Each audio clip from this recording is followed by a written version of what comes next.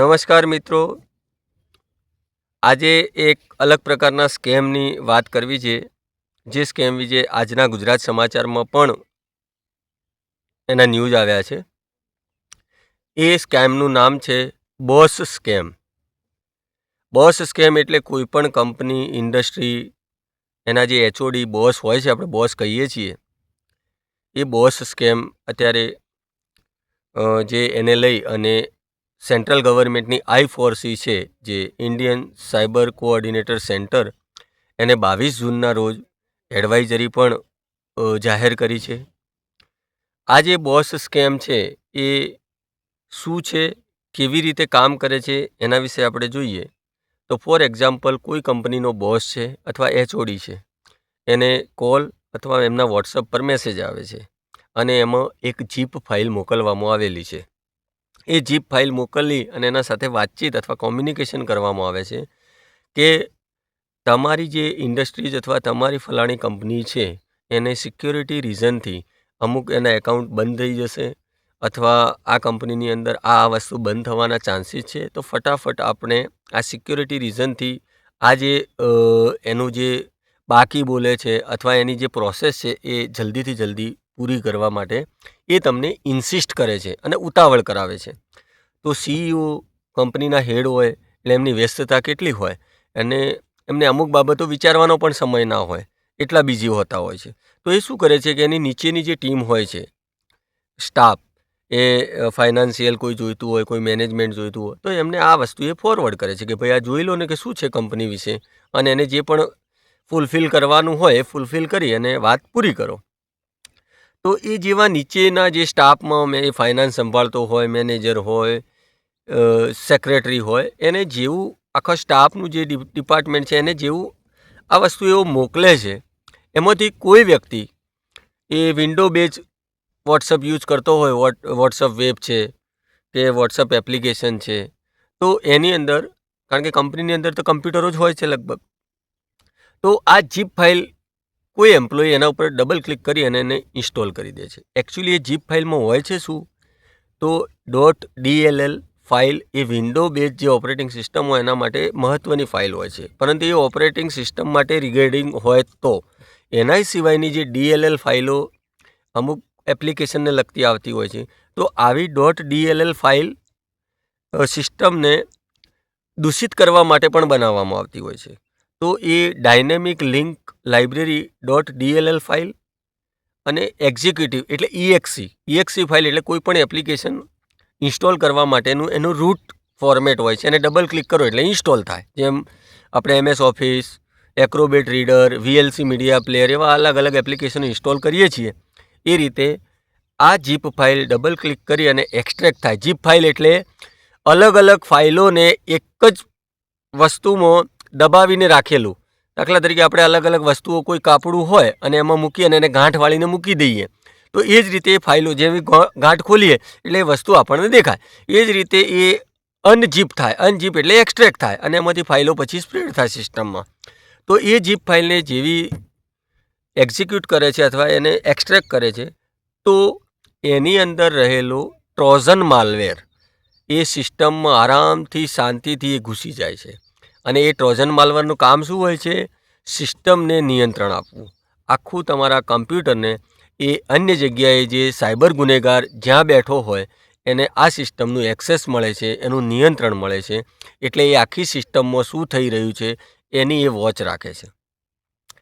હવે આ બોસ સ્કેમની વાત કરીએ તો એની અંદર જે આ વોટ્સઅપ યુઝ કરતા હોય છે એનું અમુક સમય સુધી આ સાયબર ગુનેગારો વોચ રાખે છે કે આ વોટ્સઅપની અંદર આ કંપનીના CEOથી લઈ અને નીચેના એમ્પ્લોયો શું વાતો કરે છે. આ બધી વાતચીતનું પ્રોપર વેમાં એ બિલકુલ નિરીક્ષણ કરે છે, અને નિરીક્ષણ પછી એ એના નિર્ણય ઉપર આવે છે કે CEO કોને ફાઇનાન્સનું શું કરે છે અને ફાઇનાન્સનું કોણ સંભાળે છે.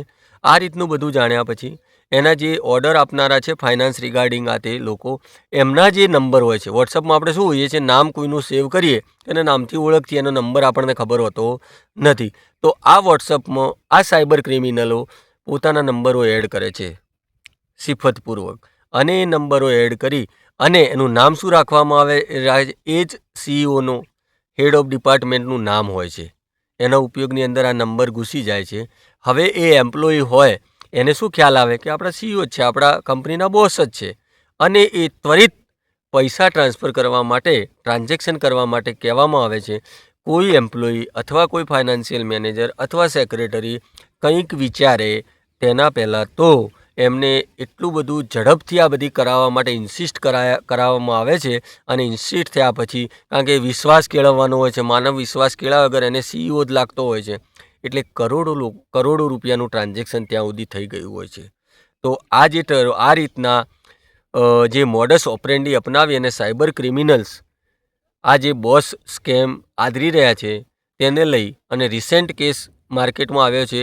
આપણા પૂર્વ પ્રધાનમંત્રી ઇન્દ્રકુમાર ગુજરાલ, IK ગુજરાલના સન નરેશ ગુજરાલ, જે ભૂતપૂર્વ સાંસદ છે, એમના જોડે આ રીતનું આ ફ્રોડ થયો છે સ્કેમ, અને એમાં અલગ અલગ 4 ટ્રાન્ઝેક્શનમાં 7.8 કરોડ રૂપિયા એમના ગયા છે. અને એમને જ્યારે ખ્યાલ આવ્યો ત્યારે આ રજિસ્ટર કર્યું, અથવા ડિપાર્ટમેન્ટ જે સાયબર ડિપાર્ટમેન્ટ સંભાળે છે દિલ્હીનું, એમને આ રિપોર્ટિંગ કર્યું અને એના ઉપરથી ખ્યાલ આવ્યો. પછી એક બીજું બી ખ્યાલ આવ્યું કે પૂનાની અંદર એક કંપની છે વિમાનનગરમાં, જે 38 એને લગભગ 80 લાખ જેવું એને નુકસાન થયું છે. તો આવા તો કેટલા કેસ હશે, કારણ કે આ તો તાજો કેસ છે, અઠવાડિયા 10 દિવસની જ વાત છે. તો આવા બોસ સ્કેમ કેટલા થયા હશે એ વિચારવું રહ્યું. તો આ જે બોસ સ્કેમ છે, આ જે ફાઇલ એક્ઝિક્યુટ કરી અને સિસ્ટમની અંદર આ ઘૂસી, અને આ જે પહેલાં બોસ સ્કેમ 1O હતું, આ બોસ સ્કેમ 2O તરીકે ઓળખાય છે.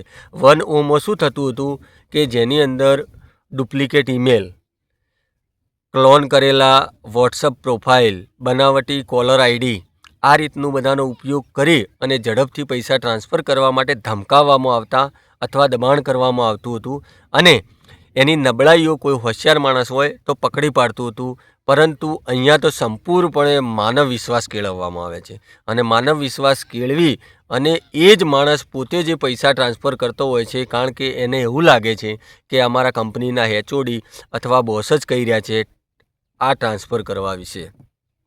તો આવી જે APK ફાઇલોની આપણે વાત કરી અગાઉના વિડીયોમાં, તો હવે આ વિન્ડો બેઝ જે .dll છે, પછી એક્ઝિક્યુટિવ ફાઇલ છે, એના સિવાય પણ આપણે ઘણી બધી એપ્લિકેશનો યુઝ કરીએ છીએ, જેની અંદર તમે જાણતા હો તો CERT જે છે, સાયબર ક્રાઇમ જે રિસ્પોન્સ ટીમ છે સેન્ટ્રલ ગવર્મેન્ટની, cyber emergency response team CERT, એના કહેવા મુજબ તો એના સિવાય પણ કોઈ એપ્લિકેશનોમાં, દાખલા તરીકે જાવા એપ્લિકેશનનો સપોર્ટ લેવો પડે, પછી તો એની અંદર VB સ્ક્રિપ્ટ કરીને સપોર્ટિવ .vbs ફાઇલ હોય છે.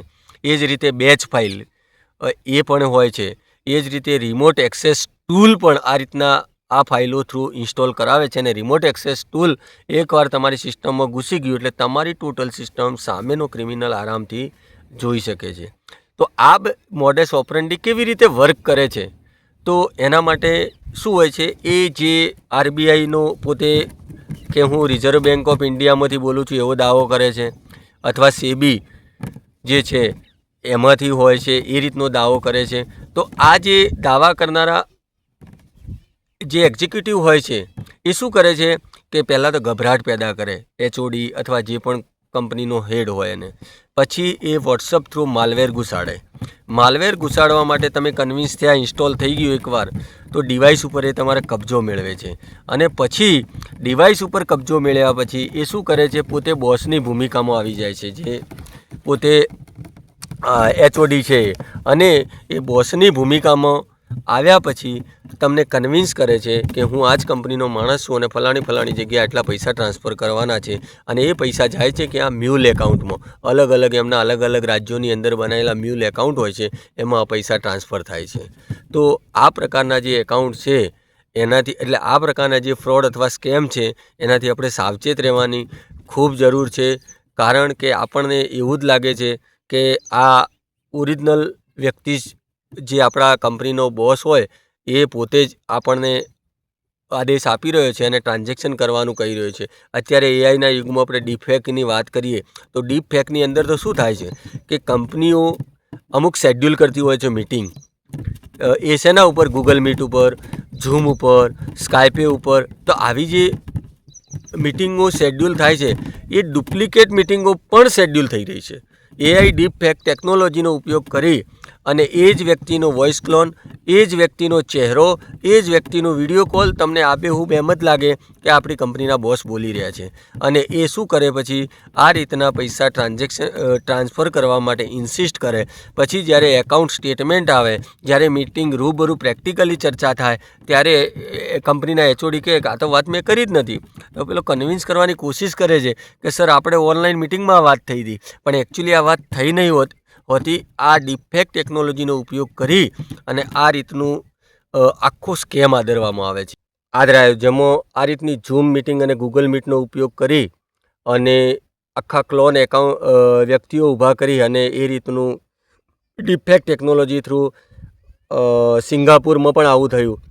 આ રીતના $25 મિલિયન ટ્રાન્સફર કરાયેલા છે. તો આ રીતના જે સ્કેમ અત્યારે ખૂબ જ વધી રહ્યા છે. આપણે સાવચેત રહેવાની જરૂર છે.